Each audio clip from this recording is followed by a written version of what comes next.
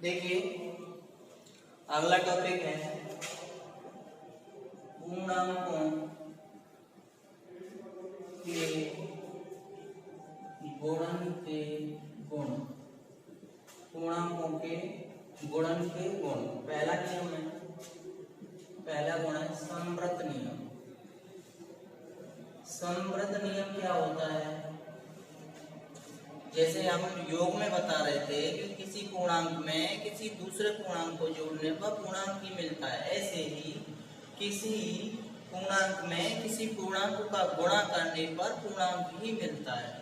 तो हम लिखेंगे पूर्णांक गुणन के अंतर्गत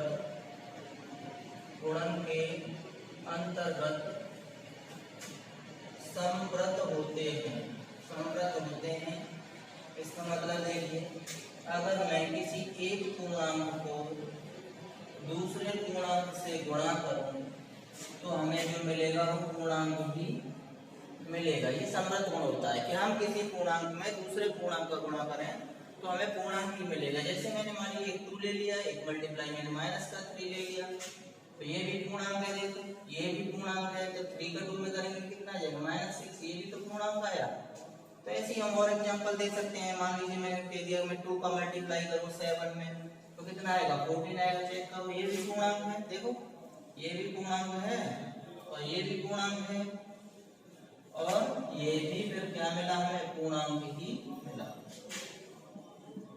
तो पूर्णांक तो आप जानते हैं ना सर, ये होते हैं हमारे 0 1 2 3 4 डॉट डॉट डॉट, इधर -1 -2 -3 ऐसे करके ये सब। तो इनमें से किसी का आप गुणा कर लो, इनमें से कोई संख्या तुम्हें मिलेगी। तो इसलिए हम कहते हैं कि जो पूर्णांक होते हैं गुणन के अंतर्गत समवर्त होते हैं, अर्थात एक पूर्णांक का दूसरे में गुणा करने पर हमें पूर्णांक ही मिलता है।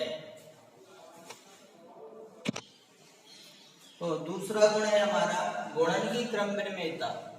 क्रम विनिमयता का मतलब क्रम का विनिमय कर देना, स्थान बदल देना। तो पूर्णांक गुणन के अंतर्गत क्रम विनिमय होते हैं। पूर्णांक गुणन के अंतर्गत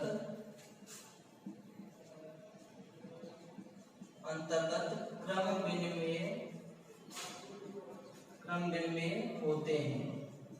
इसका मतलब है कि जैसे मेरा पहला पूर्णांक a है, दूसरा पूर्णांक b है, तो मैं b को आगे लिख लूं, अब a को पीछे रख दूं, कोई फर्क नहीं पड़ेगा। देखो मैं पहले a का गुणा b में कर रहा हूं, फिर मैं b का गुणा a में कर रहा हूं, दोनों का आंसर सेम रहेगा, कोई चेंज नहीं आएगा। जैसे मैं एग्जांपल ले लूं, पहला मान लीजिए मैं 2 का मल्टीप्लाई 3 में कर दूं या 3 का मैं 2 में कर दूं, कितना आएगा 6 ही आएगा ना। तो कोई आंसर में फर्क नहीं आता है। दूसरा एग्जांपल ले लीजिए, मान लीजिए मैं -3 और दूसरा मैं ले लूं -5 ले लिया।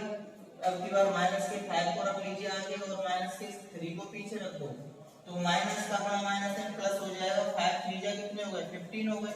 ऐसे ही 5 3 जा कितने हो गए 15 हो गए। तो संख्याओं की अदला बदली करने पर गुणनफल पर कोई प्रभाव नहीं पड़ता है, इसी को हम क्रम विनिमयता का गुण कहते हैं। ठीक है, तो अगला गुण है शून्य से गुणन। तो किसी पूर्णांक को शून्य से गुणा करने पर हमें शून्य ही प्राप्त होता है। इसका मतलब अगर मैं a में 0 का गुणा करूं या 0 में a का गुणा करूं तो हमें 0 ही मिलेगा। ये इसका मतलब है, 0 से गुणा करने पर क्या मिलता है, 0 ही मिलता है। मान लीजिए मैं एग्जांपल -2 है, -2 में मैं 0 का मल्टीप्लाई कर दूं तो या 0 में -2 का मल्टीप्लाई कर दूं तो 0 ही आएगा। मैं 5 में 0 का मल्टीप्लाई कर दूं या 0 में मैं 5 का कर दूं तो 0 ही आएगा। कहने का मतलब ये हुआ कि कोई भी पूर्णांक हो और अगर हम उसमें 0 का गुणा कर दें या उसका 0 में गुणा कर दें तो 0 ही आएगा। अगला नियम है गुणन तत्समक। गुणन तत्समक क्या होता है, एक को गुणन तत्समक कहते हैं।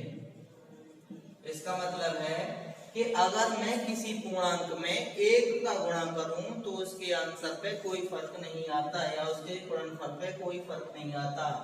जैसे मैं a में एक का मल्टीप्लाई कर दूं या एक में a का कर दूं तो हमें a ही मिलेगा। एग्जांपल देखिए, मैं 2 मल्टीप्लाई 1 कर लूं या 1 मल्टीप्लाई 2 कर लूं, क्या मिलेगा 2। -3 में 1 का मल्टीप्लाई कर लो या 1 में -3 का मल्टीप्लाई कर लो, कितना मिलेगा -3। तो जिस पूर्णांक में हम 1 का मल्टीप्लाई कर रहे हैं 2 में कर रहे हैं तो 2 मिल जाएगा, -3 में कर रहे हैं तो -3 मिल जाएगा। ठीक है, तो जिसमें करेंगे वही पूर्णांक हमें मिलेगा, इसलिए 1 को गुणनतस्मक कहते हैं।